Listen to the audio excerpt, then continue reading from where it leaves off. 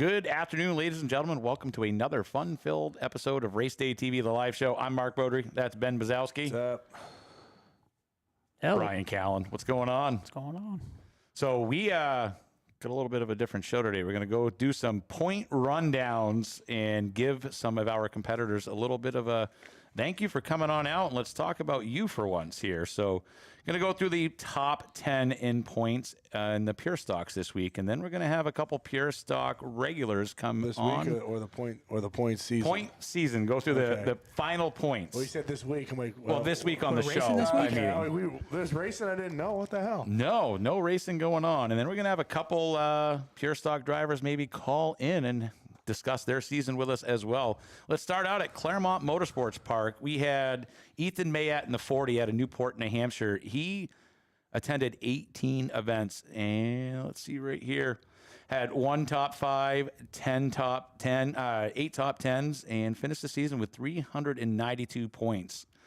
Moving on up, we had Jake Snide in the 87 out of Springfield, New Hampshire. Started 13 events. And he had, thank you. You get old, Ben's like, put the paper. When you get old, it's hard to read little writing. I've had to do that more times than I thought I'd You ever need some have to. bifocals or something? Yeah. Help out. I Hey, prepped, give me those. I prepped really good for this as well. And then I didn't really remember that I'm blind. So Jake had 10 top 10s and 484 points. Carter Conroy, a rookie, driving the 78 JR out of Newport, New Hampshire, started 17 events. He had 1 top 5. 12 top 10s, 544 points for the season. Carlos Grenier, the 1 New Hampshire from Charlestown, New Hampshire, started 15 events. He had 4 wins, 8 top 5s, 12 top 10s, and finished the year out with 588 points. I think he's transferring to a Ridge Runner, isn't he? Why, do you have inside information, Ben? Maybe. I don't know. Carlos, are you transferring over to a Ridge Runner? I don't know how. I don't even think he watches the show, that jerk. They watch every week. Oh, all right. Then I take that back. I wonder if he'd actually be better in 8 cylinders than Bob. I think everybody's better in 8 cylinders yeah. than Bob. Although he did, how many cylinders was the van? Was that a 4.5. 6-cylinder? 6. Well, you know the funny is, I asked him, so, because he's all over the place, and I look at him and go, not as easy as it looks, pal? He's like, your car just sucked. I'm like, okay. There's no winning with you. Driving the 11 NH, Dave Smith, coming out from the old days on the 1 New Hampshire Modified. Dave Smith from Charlestown, New Hampshire, started 18 events. He had 2 wins on the season, 7 top 5s, and 11. Ooh, comments are not on. I don't know why that happened. I'm sorry, guys. I'm getting notes that comments are not working. Oh, no.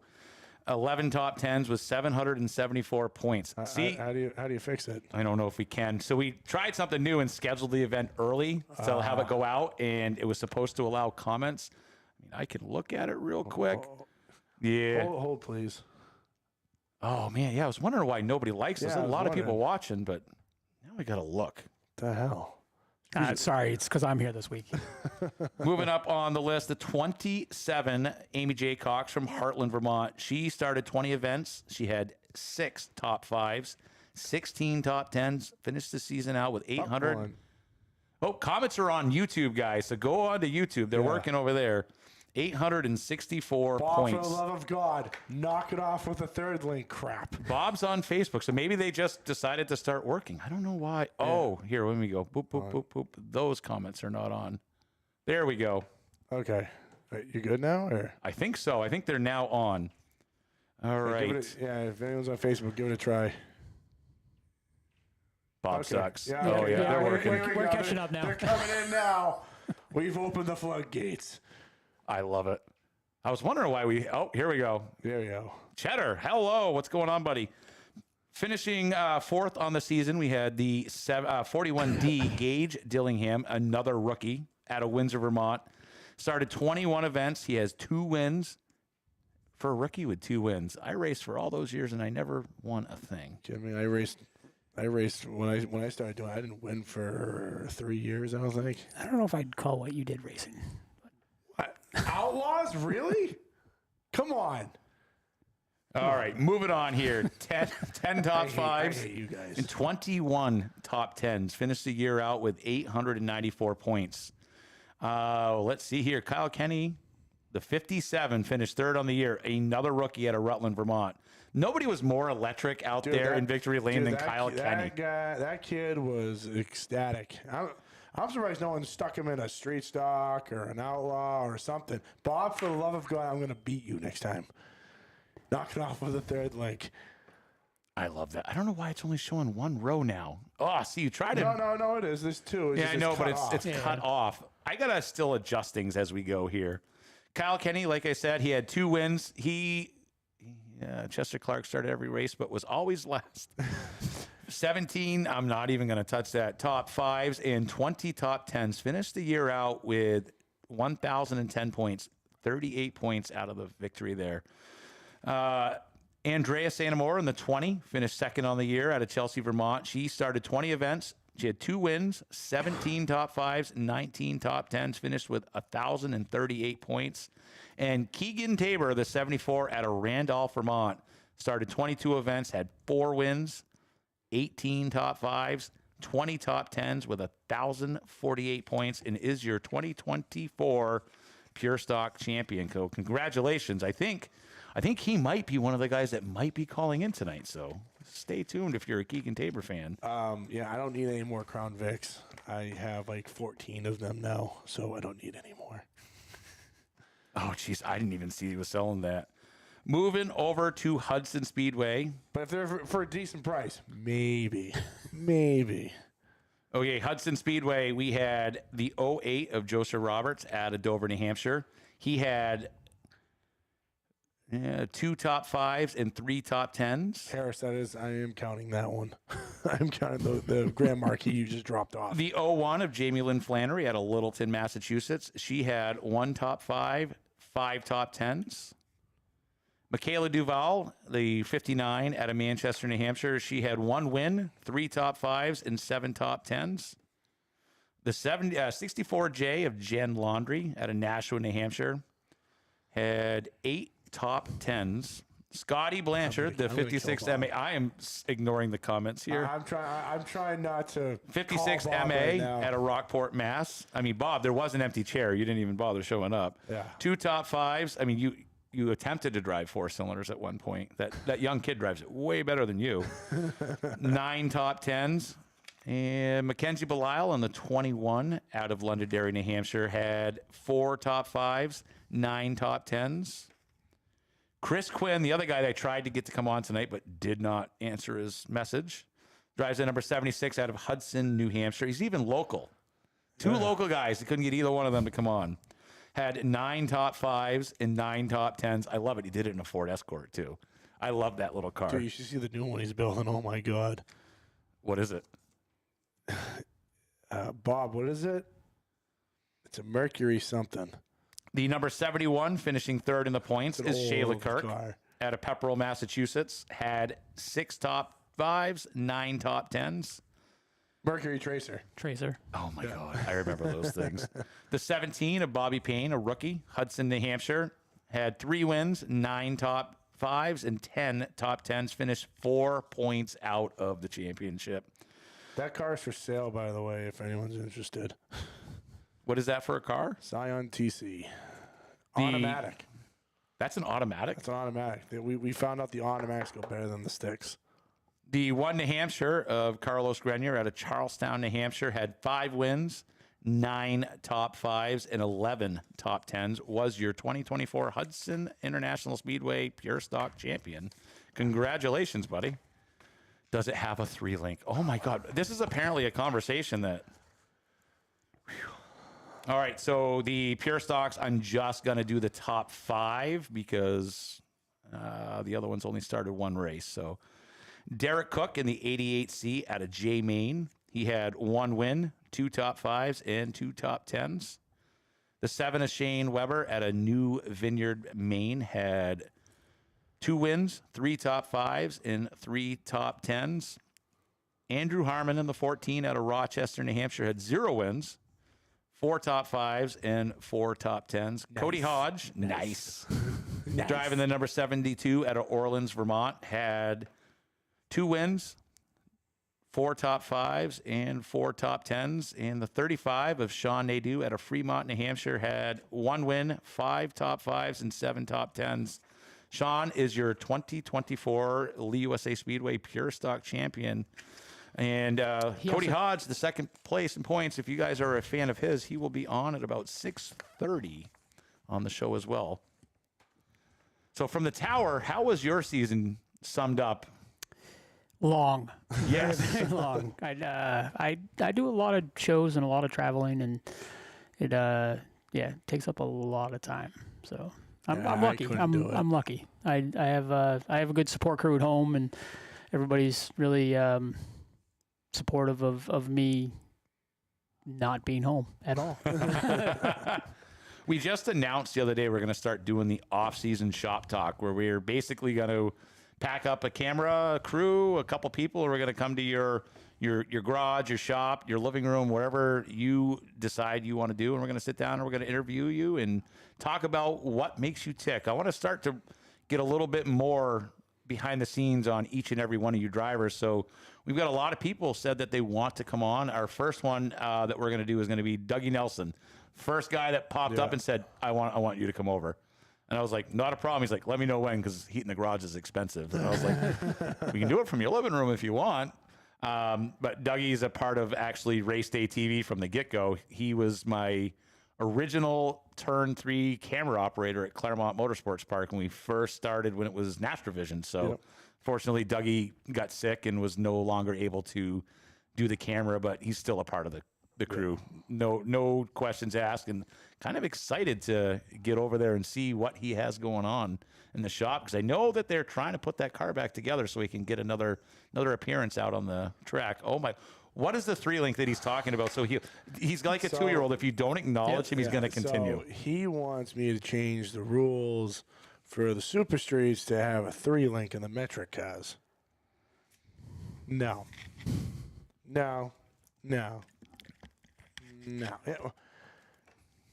Yours is a dwarf car, dude. You can have whatever you want. Hey, Bob, why don't you get a dwarf car? It'd be why don't you get one of those? They have it. Then you can get your 3-link. I don't think he can fit in one of those things. Nah, he can fit. Trust me. Why wouldn't you? There's like 2 metric cars. Oh my God. Listen, you know what? You convince my tech guy, Dennis. He's the one that kind of makes the rules for us. It's the only fair way to make them competitive with the Leaf cars. I've seen a couple of the metric cars run fairly well. Give the man his 3-link. Oh my God. I'm not. That honestly, we're not. Talk to Dennis. You can convince Dennis. He's the one that kind of oversees the whole rules package for us. If you can convince Dennis, then maybe it'll work. Oh my great. God. This is gonna.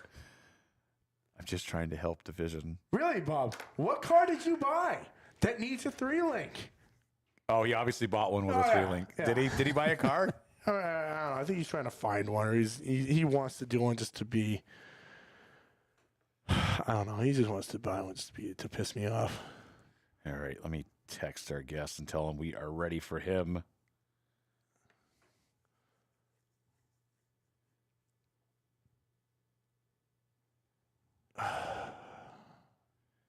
Well, then don't buy a metric car. All right. We have Keegan Tabor coming on here in a second. I sent him the link. I hope he clicks it. If not, we're going to just call him on the phone and have a chat with him. You better. Either he's grooming his mullet. One of the best mullets in the business right there. This is true. Technically, I'm just jealous, so. All right. That's funny. Come on, Keegan. We're waiting for you. Says the link won't work. I know it works. God. We just used the link last week. You like odd numbers? So then why didn't you race a 3-cylinder? I'm like a 2-year-old. I read out the numbers as I do it. Oh. Hello. Is this Keegan Tabor, the best mullet in the business? Yeah. So I'm sorry that link's not working. Hopefully it works for the next person. What was it saying? It said to copy and paste it to Safari, and then I did that, and then it just didn't work. Oh, gotcha. Yeah, you have to do it in Safari. Probably should have said that to you as well. So for everybody who does not know Keegan Tabor, why don't you tell everybody who you are so we can get a little better knowledge of you, my friend? Well, I'm Keegan Tabor. I was the 2024 Pure Stock champion at Claremont, and I was the Rookie of the Year last year. Man, it's not bad going from Rookie of the Year to track right. champion next year. What got you into racing? Well, I went to a NASCAR race about 3 years ago, and I said, man, that looks really fun. And then we got looking around, and I was going to do an enduro to get into it, but our family friend Nate Bryan, he let me run his car at Thunder Road. We rented the track, and then the next week we had our own Road Warrior. And that's where I started my racing career. Rented the track once, and you're right in. You're in, right? Where do you see yourself in 5 years? Do you want to? Where is your heart? I don't know about 5 years. I'd like to continue moving up the ladder and eventually get into more real race cars, I guess. And just but whatever I decide to do, I just want to be competitive in what I do. Now at the same time though, Keegan, you can't really, and this is personal opinion, is you can't really say real race cars. Like if you're out there doing it, you're racing. So that is true. I mean, I've seen you everything this year. I mean, right to a dirt modified that running up at Claremont. So I mean, you're out there doing it no different than guys that are been running pro stocks for 25 years. So give yourself a little bit more credit. I consider everything that's out on that track a race car. Yeah, everything that goes out there is a race car. I guess real race car wasn't what I meant. Just move up the ranks of the division. Oh no, that just goes into an off-air conversation I was having about an hour ago. So Ben got it. He knew what I was talking about. I'm curious, outside of racing, what other hobbies do you have? I know that's kind of like taboo to say because it's usually all racing, but there's got to be other things that make you tick.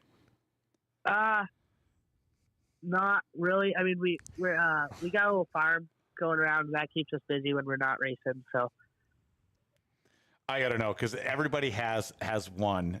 Watch Keegan be the one guy who doesn't. Do you have a lucky charm or a pre-race ritual that you do every single week? Comb his mullet. Braiding. I do. Usually Friday mornings I get up and I brush my hair, and that's how we started off. But I wouldn't say really have a not really. Not really. Wow, you might be the first person that don't. I never had one. Oh, I had a ton. They never helped me any. Is that why you probably had too much left side weight? my lucky lead brick, I gotta put that in my pocket. Right. Make sure I get my win. What do you consider a successful season? What is successful to you, Bob Williams? Well, obviously, before any, I mean, this is only my second full season of racing, but every year I set a goal at the beginning of the year, kind of vague. Like last year, I wanted Rookie of the Year, obviously, and I think I wanted top 5 in points.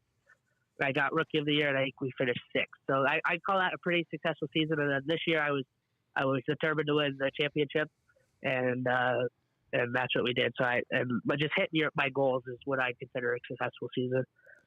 Now, you already got the championship. So what is your successful season for next year? What is it? What's the bar for you for next year now? So we're getting rid of the pure stock, and we're getting a Thunder Road street stock. Now, what are those? Those are Tiger cars. Tigers. Okay. No. Those are like the 4-cylinder cars up there, right? Those are kind of closer to mini stocks, I would say. Yeah. Okay. Yeah. I get confused by that every single time. You know what it is? I get because the Seaconk pure stocks are almost like our Ridge Runners. Yeah. Mm-hmm. Yeah. It's like Jesus Christ. Yeah, I was so confused to see the street stocks first time I went to Claremont. He's like, what are these? Bob was too, because he's like, what? These have 8 cylinders? Yeah, because Thunder Road's about 15, 20 minutes from our house, so that's our local. That makes sense. Backyard. What advice? So you're in season number 2 and you literally rented the track and decided to get your own car. For anybody that's afraid to get out there and do it, what are some advice that you give somebody who's maybe thinking about it to get off their butts and get out here and do it? What can you tell them? Just buy a car, get your feet wet. And, once you have a car, you have a car, and you can start looking at faster cars if that was not it for you. But just bite the bullet and slowly start to gather in tools and such as you go along. Don't go head over heels, but try to find somebody to let you run their car, run the track, and see if it's what you want to do. Maybe not, but if you do, just bite the bullet and buy a car. You really can't beat that. No. Ben has 47 cars. Just run one from him. Yeah, I get too many Crown Vics right now. How No far? such thing, Ben. Yeah, This is true. Very true. It's How true. far into the season did you realize that winning the championship may be a possibility for you? I don't know. I guess I knew kind of right along that it was always a possibility. Like halfway through the season, I was down 40 points, and I said, I still have a shot at this, but I'm gonna have to, get my shit together and figure out and start points racing and not just going out there and racing for the win, but actually taking moves I should and not taking moves I don't need to. I'm not racing for the win. Yeah, see, I can't do that. It's either checkers or wreckers for me. Ben goes out there in the Crown Vic and stuffs it right in the turn for a wall. It didn't turn. I'm telling you, it didn't turn. Yep. Oh, bite me. I say that every single time as well. All right, I got a couple quick fire, one or the other questions. Would you rather have a car that's got a lot of speed or a car that controls well? Or turns. Oh, at Claremont, probably speed. At Thunder Road, probably a better quartering car. That's where we'll bed some track. Dirt or asphalt? I already know it's dirt for you. No, I don't. Really? I enjoy both. Asphalt or going to dirt was why I went from a front wheel drive asphalt car to a dirt modified. So I enjoy being competitive on the asphalt, but I really just when there's a little bit of traction on the outside and eligible to the floor, there's no feeling like it. So that's pretty awesome. All right, now it's just somebody who's never been in a dirt car. What was the process of after you've already been in an asphalt car of going out in the dirt car? It had to be completely foreign and opposite. Night and day difference. I bet. So I went into the first corner and I thought I was going to roll right over because the whole body rolled about 2 feet. I can't even drive the dirt cars on iRacing. Those things are hard. And yeah, we hit a good night, good tracky night. We have an average speed of like 100.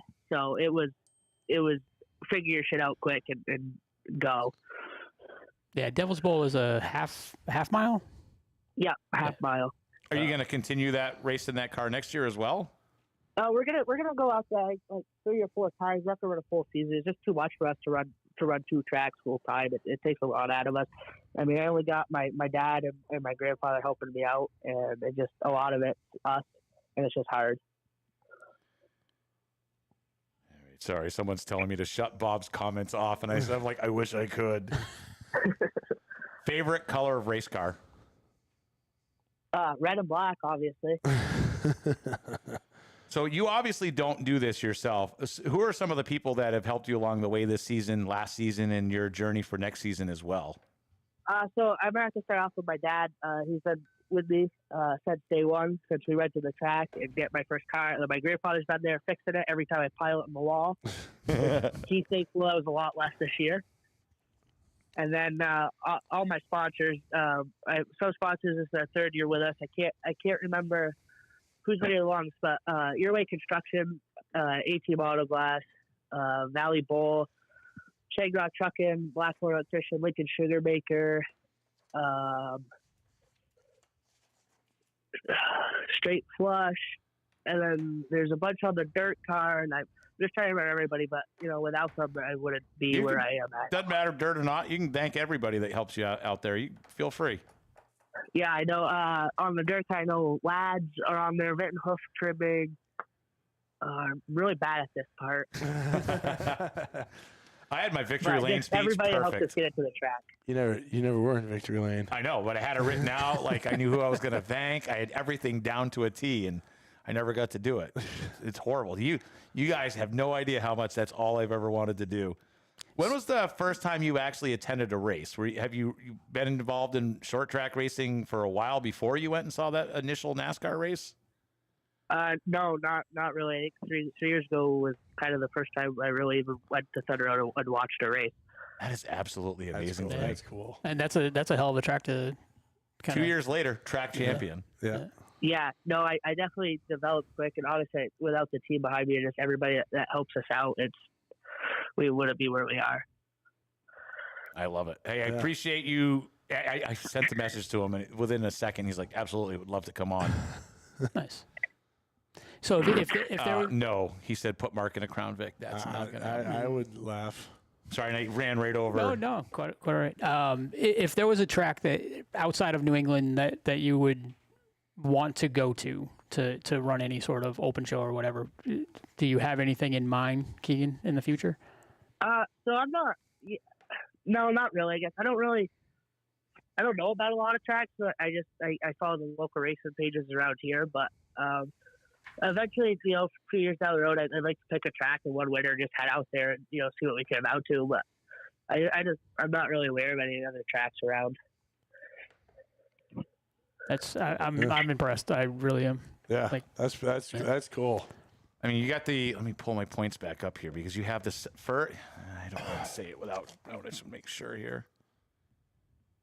You have Keegan first in points, and you have Kyle Kenny, who is a rookie this year, third in points, and neither one of them were involved in racing at all up until recently. Kyle Kenny was doing iRacing and went, I should try this. And then I don't mean to keep bringing that up, but seeing him in Victory Lane is still my favorite part of the entire race season, just the pure excitement. And Keegan as well, you've had a very good season, so congratulations on this year, and we look forward to seeing what you can do this upcoming season as well. Thank you. Awesome. Thank you very much. I'll talk to you later. Good talking to you. Yeah. Take care, Keegan. Okay, bye-bye. Bye. Now we'll see if Cody can call in, because I don't know why that wouldn't let him call it, but we'll see if he can.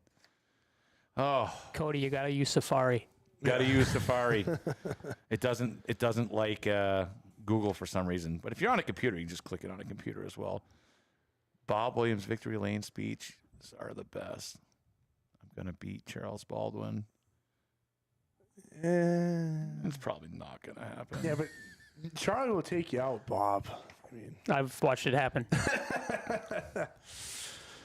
Oh, boy. Yeah, them guys are into it. Charlie Baldwin, all them. Holy crap.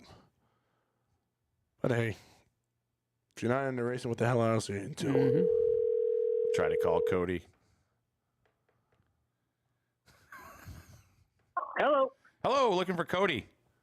This is. Hey, how's it going? You're live on the RaceDayTV live show. How's it going, buddy? Not too bad. How are you guys? Not too bad. Thank you for coming on the show. And let's first get it right out here. Tell everybody who doesn't know who you are a little bit about yourself. So my name's Cody Hodge. I'm new to those your guys' tracks this year, but I'm from Orleans, Vermont. I kind of bounced around and started to come down south a little bit and play with you guys. I've been racing for 20 years, and I wanted to experience some new tracks and meet some new people. I've raced everything from little 4-cylinders as a kid. I did race a late model for about 3 years in my mid-teens. I got out of the sport, kind of got back into it, something that's a little affordable and be able to have some fun and enjoy life at the same time. Now, you are in the Pure Stocks this year. Is that the division that you've run most of your career? Yeah. Back in the day, they were called street stocks, but they are what, the Pure Stocks are today. 4-cylinders, DOT tires, things of that such. As a kid from 10 years old up to 13, racing the kids class, which is pretty standard around New England. At 13, I moved up into a 4-cylinder, another class, what they call the street stocks, which is pretty comparable to the Pure Stocks today. Mostly were domestic cars back then. At 14, I traded my street stock for a late model, at 15, and raced late models from 15 to 17, 18 years old.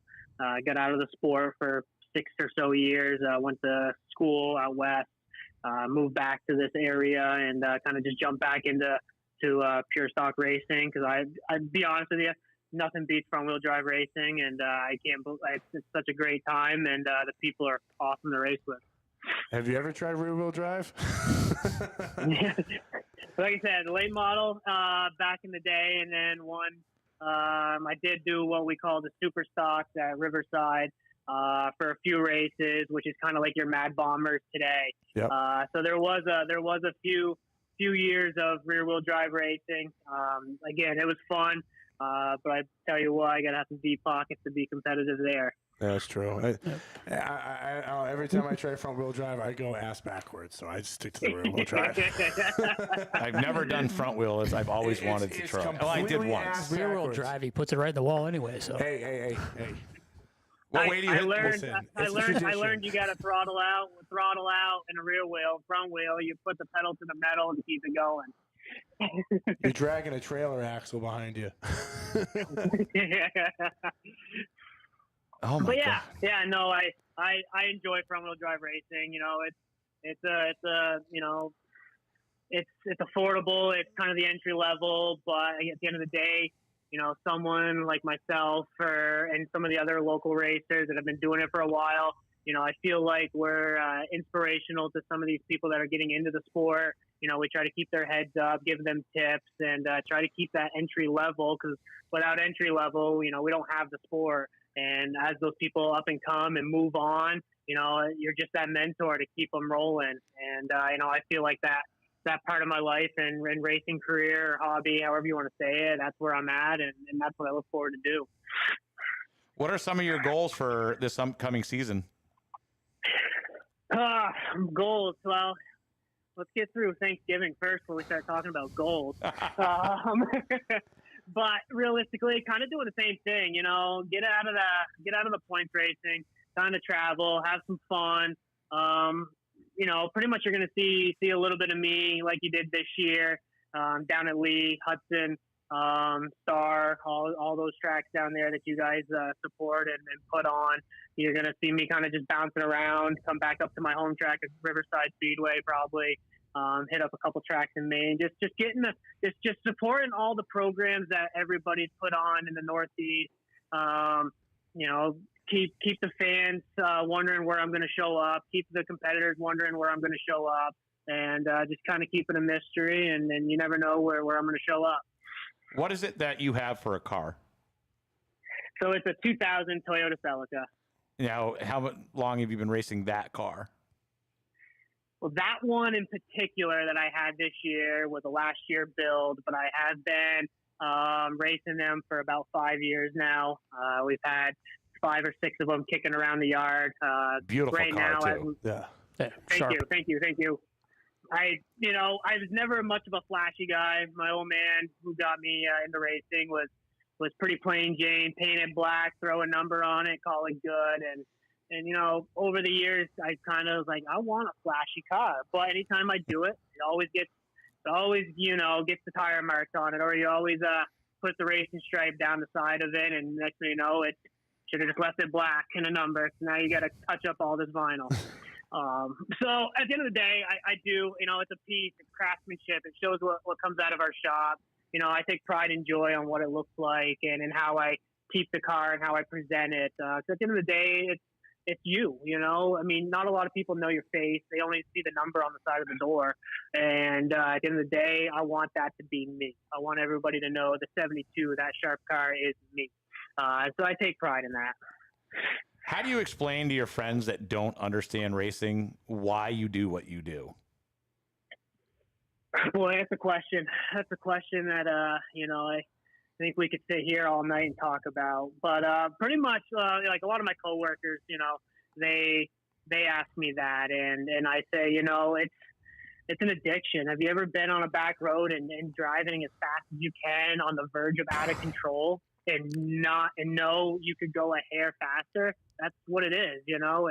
And to know speed. Speed's everything. Speed is what puts smiles on our faces, and to be able to do that in a controlled environment, only racers know that. And all you guys that put helmets on and strap that harness in, we're the only ones that can feel that and feel that addiction. And until you do it, it's unspeakable. It's hard to explain. And I have a lot of friends that will do an enduro or do one race or the winter race that Riverside puts on every year. You know, they do it that one time and they're hooked. Like, you just see them. They're like a kid at the candy store. And it's like, tell them it's only the beginning. Now, you've mentioned that you've been racing for 20 years. Over that course of time, there had to be some pretty big sacrifices to keep you on the track. What is one of the biggest personal sacrifices you've had to make to stay involved in short track racing? Oh, sports as a kid. Sports, hanging out with friends. You know, a lot of high school friends, and I was a sports kid growing up. One of the biggest things that my family did for me that I'm grateful for, you know, my dad would bring the car to the track. My mom would huff me over to the football field. I played football on the other side of the state, and my dad would have the car at the track and someone else practicing it. My mom's huffing me, you know, 2 hours the other direction to race. And so, you know, a lot of family and time and dedication is what made it awesome for me. High school, you know, growing up as kids start to kind of find themselves and find their identity. You know, you can get mixed up in some things, and if you have a clear head and keep your head on your shoulders straight, do what you love, and life will be good to you. But, you know, I passed up on all that stuff because I knew at the end of the day, you know, I'm going to put my helmet on Saturday, and I got to make sure I'm there. A big thing for me and my family was school and grades. You know, my parents were very, very strict about me being an AB student, an honor roll student as a kid. And they said, if you drop out of honor rolls, we're going to have to keep the car at the shop. And so I did what I had to do to keep my grades up. I always knew, you know, moving forward, what my next goal is, you know, where life is going to take me. And honestly, I can't thank my parents enough for grooming me into who I am today. And without them, I don't know where I'd be. Now, you mentioned you want people to see that car and see you, but we know that there's so much more behind the scenes that goes into getting that car out there. What are some of the things that go on behind the scenes that happen out on the track, and how does your team help you motivate to get back out onto the track? Yeah, so good question. You know, everybody in the fans or whoever, you know, people that are watching RaceDayTV live on their pay-per-view on Saturdays or Fridays, you know, watching it through the TV. You know, we all know as racers what goes on behind the scenes, but for those who don't, you know, it's the guys on your back. It's the guys that sacrifice family time with their family. You know, it's my wife, Kayla. It's pulling myself away and them understanding why I do this. And they know that the hours, 10, 11, midnight through the week, getting up at 5 to go to work just to be on the track that weekend, work, PTO time, using up vacation time to go do what I love. And without sponsors, my primary North Point Chrysler Dodge, who is also my employer, they understand what it means to me. You know, without all my sponsors, Allard's Metal Recycling, Lakewood Campground, Missisquoi Lanes, KT Customs, Around the Clock Auto, without them, you know, I wouldn't be able to do this. So the late hours, you know, the time, you know, unloading the car after the race on Saturday, you know, instantly, time I get home, whether it's 2, 3 in the morning, my car's out of the trailer on the lift, and I've already done a shakedown on the car, so I know what to do on Sunday. It's just blood, sweat, and tears all night of the hours, and then all day, any chance I get. You know, I come home on lunch break, I'm tinkering for 20 minutes because that's 20 minutes I need. And so it's a lifestyle. And racing is a lifestyle. I think you could actually do a training for Keegan about rattling off sponsors. That was that was really good integration right there. I'm curious, looking back, what advice would you give your younger self? stick with it. One thing I probably didn't do when I was younger that I'm kind of doing now is just don't be afraid. Go talk to people. Get yourself talk to the racing community. Everybody always helps everybody. Racers help racers. Because without racers, we wouldn't keep this sport alive. And I wish as a kid I wasn't so shy and so an introvert to just go talk and try to get my name out there a little bit more, because who knows where the road would have led for me. So I'm kind of stuck to myself, did what I did in-house inside our shop, and kind of let the cards play out, and I was hoping for a great opportunity at some point. Did it come? I don't know. Did I miss my opportunity? Maybe.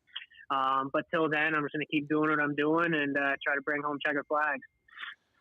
Can you, this one might require a little bit of thought here, or maybe not, because some of these people have this stuff right here. Do you remember the first time you went out and raced a car? And if so, can you tell us about that very first time? What were you feeling when you were out in that car? 10 years old, Riverside Speedway, old Dodge Shadow. Oh, my God. You like that? I haven't even heard of a Dodge Shadow in forever. Oh, my God. I remember scrapping a bunch of those at the junkyard. Holy shit. It was my grandfather's car, and matter of fact, I was 10 years old. My dad told me to hook the battery up for the first time in my life, and I hooked the battery terminals up backwards and about smoked the wire harness, and I ran out of the garage, said it was going to blow. And I remember it plain as day. But anyways, first time on the track, honestly, it felt like I do remember it. It was like I was an all natural. It's, not to try to be humble about it. People says it looks like I've been doing it since I was 5, and I never got into go-kart racing. Go-kart racing really wasn't a thing then in 2004, around this area up here. But, it kind of just felt like it was my calling, It was like, it was just get in there. There was jitters, obviously, sitting on top of pit road, ready, watching the pace car lights go on, getting ready to come up over that wall. Your legs are shaking, your guts turning. Oh, yeah. But as soon as you get out onto that track, it's like it all goes away.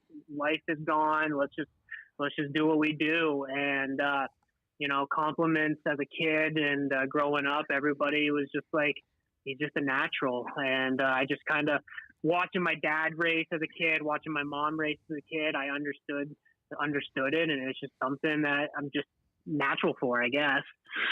So over the course of 20 years, you've seen a lot. Racing has some really high highs, and as we know, some really low lows. Can you tell us about a particularly challenging race or season, and what did it teach you? Boy, not really a season, because as a kid and growing up, I never really was a points racer. There was probably 1 year in my life I was points racing, and that was my last year in a 4-cylinder before I traded it for my late model. And I was running like second or third in points. I was like 2 or 3 points out, and I won the week prior. So I started dead last of probably a 15, 18 car field, and I got wrecked on the first lap, and it took my season away. I ended up getting Rookie of the Year, third place in points, but the biggest, you say highs and lows. The biggest low of my career, I'm sitting here in the shop while we're having this interview, and I'm looking at it right here on my fridge, is towards the end of the year, 15 years old. I was running my late model in a heat race, and we locked wheels. Jesse Switzer and we locked wheels, and I hit the front stretch wall and rolled it, hit the flag man, and went through the fence. And so at that moment, a blink of an eye, someone's season, career, interest in the sport can be vanished, gone. And so at that time that's when I kind of fell out of the sport, because I knew life was taking me in other places. So then that's when I kind of got out of racing for a few years, and then now I got back into it. But in the event of wrecking a car, you can't let it scare you. I've had friends roll cars and said they'd never get in another race car. And I said, just don't do it. Buckle back in, put that helmet back on, and go conquer your fear, and you'll be back to what you were. And so the biggest thing I can say is never shy away of your fears. Always challenge yourself, and you'll be surprised where life takes you. Now, a couple quick ones in closing here. Do you have any superstitions? Would you care to share them? I'll never race a white race car again. A white car? Usually it's green. Usually no one touches a green car. Yeah, no, my weight model was white when I rolled it, and I even talked about next year running a white. And Rick, who's kind of my crew chief, the guy that's always with me, been with me a long time. He about slapped me in the face as soon as I said I was going to put make a race car white again. But superstitions, yeah, I'm not racing a white car. I'll put white on the car, but the base coat's not going to be white. that is an odd one. I love that. Racing, as we know, is a pretty demanding sport. When you get into the off season and there isn't that action-packed weekend of racing to look forward to, what keeps you looking forward to next season? Settling down, calming down, kind of slowing life down throughout the winter months. I'm an avid kind of deer hunter, so I kind of get out in the woods and let my mind relax. Spend some time with the kids that I've missed most of the summer. Spending my hours in the shop, just kind of winding down, spending some family time. And other than that, not really a whole lot. Just kind of preparing for the next season, out in the shop, tinkering, rebuilding, whatever we got to do to be successful the next year. So honestly, racing's a lifestyle. Y'all know it. It never stops. It might stop for a month, but after that, you're right back into it. So honestly, I just kind of take the short off season for what it is, use my time wisely, and just kind of start getting ready for the next year. All right, so we're running really short on time, but I do have one last question for you. We talked about the sacrifices that you made in the sports and having to kind of put racing first. Looking back now, 20 years in, was it worth it? Damn right it was. Spoken like a true racer right there. Absolutely. I tell everybody, my customers at work, I'm like, it's just the adrenaline, the rush, just everything about it. I don't know. Everybody says, what are you going to do when you're done? I'm like, I don't know. I'll probably turn left until I can't, I don't know. Until that time comes and I don't know, and the unknown is still there, I'm just going to keep doing it. And as long as God lets me, and we're going to keep doing it. So I know you did a really good job of rattling off your sponsors and people, but in closing, you want to thank anybody and shout out your sponsors as well? Yeah. So again, 2024 season at a close. I got to thank first all RaceDayTV and you guys for allowing me to come into your program, to welcome me in with open arms. First off, those tracks were a blast for being the first time there. The people, the fans, the tracks were awesome. So you will see me again, North Point Chrysler Dodge Jeep Ram, Allard's Metal Recycling, Lakewood Campground out of Swan, Missisquoi Lanes out of Lowell, Vermont, Around the Clock Auto, longtime family friend, KT Customs, who does the phenomenal paint work, and Rick Ali, my longtime crew chief, family, uncle, friend, my wife, for putting up with all the BS throughout the summer, and all the friends that come in and support me week in and week out and want to pop in and sling a tire, take a tire off, change a strut, and all the fans. Without the fans, what are we putting on a show for on the track? And so without everybody in the racing community, we're nothing. So again, thank you all. Well, we definitely appreciate you. That's for sure. Cody, it was an absolute pleasure. Look for Cody driving the number 72 Pure Stock out of Orleans, Vermont. Finished second in points at Lee USA Speedway this year. Thank you very much for coming on the show, Cody.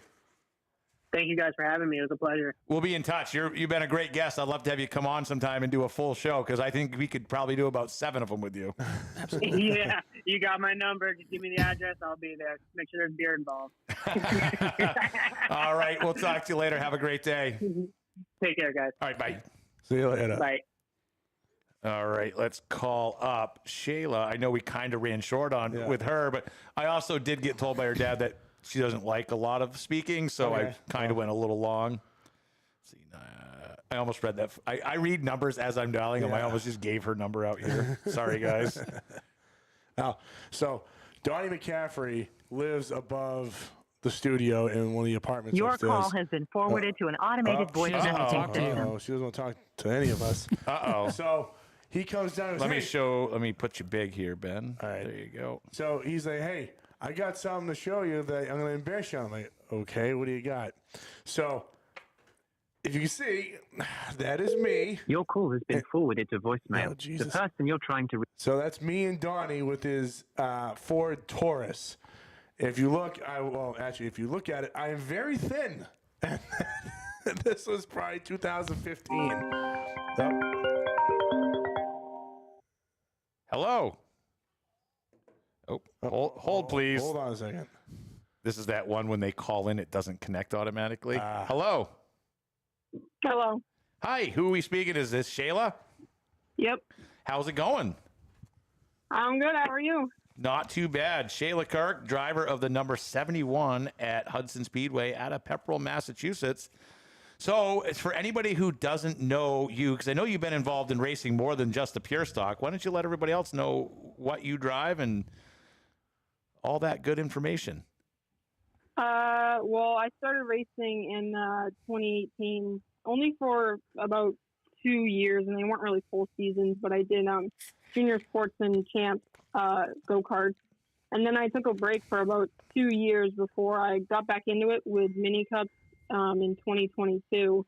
And I raced in Londonderry, New Hampshire, and then in 2023 I did the Pro Mini Cup Tour. And I managed to win the champion both my rookie year and in 2023. And then I ended up in the pure stocks this year, and that's about it. What got you involved in racing in the beginning? Well, I've been around it my whole life. My dad's been racing for years, but my older sister, was the first one out of all of us to start, and she did mini cups and pure stocks and mini stocks. And on that break for about 2 years, I watched those races and I went to them. But I think the turning point to get me back into it was going to watch and to help with the Pro Stock with Peter Bierce, the driver of the Pro Stock. And also just being older, I realized I was like, I want to be in that car. Like, I want to be in his position. And so I said, you know what, screw it. And I started driving mini cups. How much of a jump was it coming out of the mini cups going into the pure stocks? Oh, it was a lot. I would definitely, I was very nervous about it because, you know, being in a mini cup, it's nothing like being in a full-size car. It's small. The speeds are, you know, relatively close, but the size is a lot different, and also just the racing styles. Like, it's a lot cleaner than I guess you would say the pure stocks are. There's a lot of, you know, pushing and shoving in pure stocks, and, you know, it's kind of a division that's known for that, especially being an entry division. But in mini stocks is a lot calmer, I guess you would say. But it was a big jump, and I was very nervous, and I didn't think it would go as well as it has gone so far. Now, you finished the year off with 9 top 10s. I'd say that's a pretty successful rookie year. What do you have looking forward to next year? What will make next year a success for you? I think I just need to have more fight and more pushback from, you know, it's hard to not in this division, especially when you have to have that fight and you have to have that pushback and not let things not get run over. Like, don't let yourself just get pushed down and trampled on. And I think that'll definitely help. And also just be more confident and less, you know, don't think about the moves, just do them. If you think that it's the right move, just make the move versus being like, well, I don't know, this could go this way or that way. Just do it.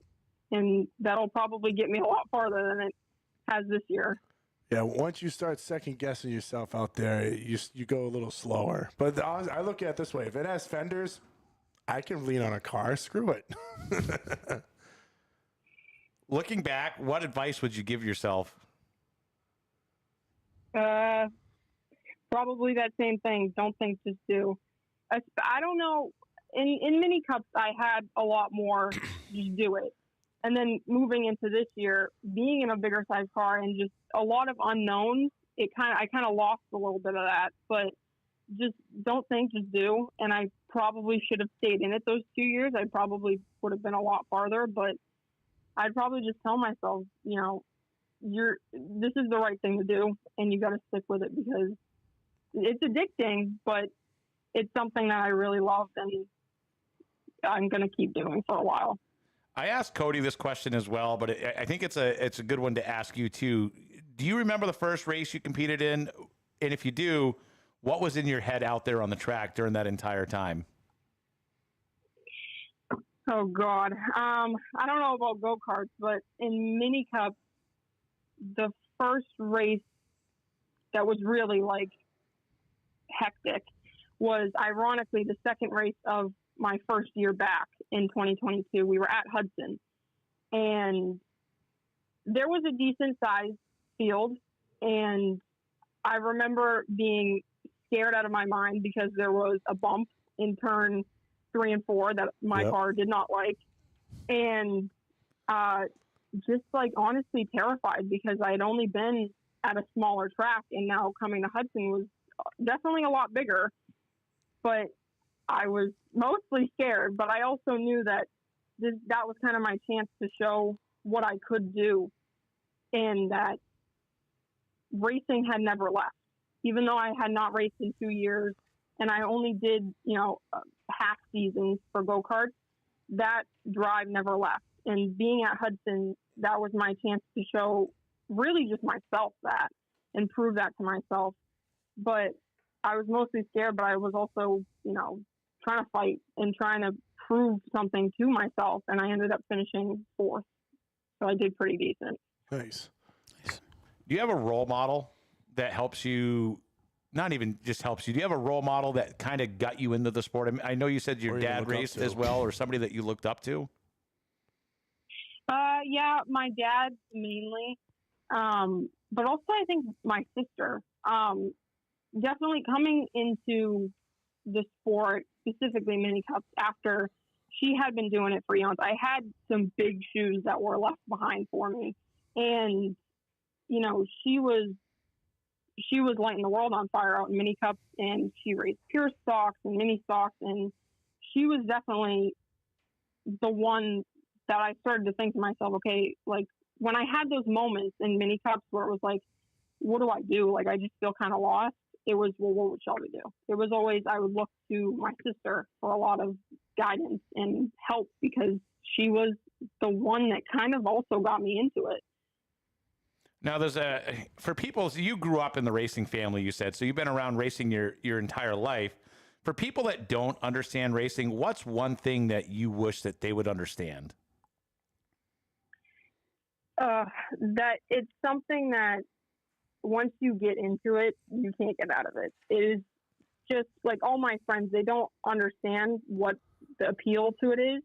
And I can't really explain it. It's just something that like once you get in there and you start even just going to races, you're drawn to it like a magnet. And I just wish they would understand more that it's something that I think everybody feels this way. It's very deeply rooted in who you are, and it becomes a big part of your life over time. And it's not something that you're ever going to get rid of. Now we're running short on time here, but is there any moment of this season or last season that if you could hit a replay button and go back and redo, is there any that come to mind? Oh, there's a bunch from this year that I wish I could redo. I'm not going to go there on that one, but I definitely think there's a lot of times where there was moves I should have made that looking back, I really, was kicking myself for why didn't I do that or why didn't I do this? And it could have been a lot different. And I think I definitely could have gotten a lot farther in this season if I had taken those chances. So I think there's definitely a lot. It's hard to pinpoint one because it's all those little things and they add up, but there was a lot of stuff I was kicking myself for. Can you think of a moment when you realized that racing changed who you are as a person outside of racing? Yeah, when it was, I don't even know. It was just like, it became so, like I said, deeply rooted in who I am that it was like, I would go to school, and what would I be doing? I'd be thinking about racing. I'd be, it never ended. I was always thinking about racing or what I had to do when I got home to the car, and where were we going this weekend? How would the lineup look this weekend? Just constantly thinking about it, and I realized that it has become a big part of who I am, and I definitely realized it when that was what my college essay is based off of, was racing, and I said, it's in there, and it's never going to leave. Shayla, it was an absolute pleasure having you on the show. Finished third in points at Hudson Speedway, driver of the number 71 Pure Stock out of Pepperell, Mass. Rookie year, 9 top 10s, which is a pretty phenomenal year. Is there anybody you would like to thank? Just my dad and my sister and Peter Bierce. He drives the number 71 Pro Stock, and that's pretty much the top 3. Awesome. Well, thank you so much. We look forward to see your continued growth each and every year, and I'm assuming you'll be back behind the wheel again next year? Yep. Awesome. Well, thank you very much for coming on the show. Looking to see you for next year. Thanks for having me. Awesome. Have a great night. Thank you so much. You too. Bye. I kind of like the call-in. I thought that was pretty fun. Yeah. Oh, yeah. A couple things in closing, guys. Hudson Speedway, Lee USA Speedway, and Claremont Motorsports Parks. Your banquet forms are all posted on the website. They're all posted on the Facebook page. The December 29th is the cutoff for Lee and Hudson and the Dwarf cars. Let's get those in. I want to try to get some accurate numbers, and you guys have some new food choices for this year. So a lot of new stuff coming in, new venue for the banquet. It's going to be phenomenal. It's gonna be a good time. One of the things that I don't think we even discussed about that is Are you gonna be there this time? Yes. Well, I am skipping the Motorsports Expo to be here. Okay. So, and I just saw today that the Vermont Motorsport Expo was canceled. So, oh really? The town told him that they don't want to participate in the Motorsports Expo. So, I don't quite know what happened there, but they are looking for a space. But it's kind of hard to find a space this far into the game, and they just let them know the other day. Ugh, that sucks. I will be down at it. We also rented the room, which has a fire pit access. So we'll have a fire pit and s'more stations and stuff like that out there as well. And hey, get me drunk, and who knows what I'll give away this year. Someone might go home with another Ridge Runner. You never know. Someone might go home with a Vic. You never know. You probably would do that as well. I'm probably going to if I get hammered enough. RaceDayTV is looking for additional members, guys. We are looking for people to come on the show and hold on. They want to be a part of the. Let me put you on here. See it right there. There. It's not going to focus. It's not autofocus. Whatever. Bring it hon with you. I'll bring it home, hon. We're looking for more people to come do the shop tours as well, but we're also looking for team members to come and be a part of RaceDayTV. We can never have enough members. We want to try to grow. We have some high ambitions for new tracks that we want to cover as well. That's all I have. Anything you guys have in closing? Officials, too. We always need more officials. Yeah. Every track needs somebody. So if you're looking and getting involved in racing, reach out to one of the general managers. Reach out to Ben. Reach out to myself if you're interested in RaceDayTV. I mean, it's a ton of fun. I'll buy you a couple drinks. Can I get in the running race for another car? Oh, that's what you should do. Wow, have them run from one end to the other like we did last time? Yeah, to have somebody get a free rental in a Vic. You do realize someone's going to knock somebody out for it. Oh, I would. You know what I would love to see? Is it a running race to get to the car? Yeah, it's a foot race. It's a we did, okay, I'm in. So we did this at the last venue. I got drunk and I said, all right, whoever does this, you get free practice because it was a door prize for something. And Nancy Goodwin, she's like, I'm not going to use this. So I said, perfect. Whoever wants free practice, line up there and go. Dude, it was awesome because I think Nick Prenevu fell. He tripped Tom Harwood, and then he tripped not someone else. It was a cluster. It was awesome. You know something I think would be a fun time? This is how I spring things on Ben. Sorry, Ben. I think we should throw all the championship drivers into go-karts sometime and just have a championship go-kart off. I'm actually down for that. That would be fun. If we figure out a time, we could do it GoPro at K1. the cars all up. We do it at K1. That'd be awesome. Just put them in the helmets. I don't know if you have to have permission or something, though. With that. Yeah, that's a couple phone calls away. We can handle that.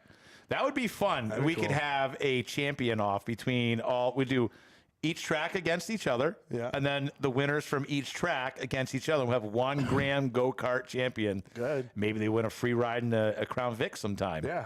That would be fun. I mean, some fun stuff to do off the season. Guys, think of anything else that we can do to keep the momentum forward and get you guys together? Because we don't want to just wait to the end of the, beginning of next season to see you as well. So that's all I have. all I got. We'll be here next week as well. We'll see you guys later. See you later. See ya. See you guys.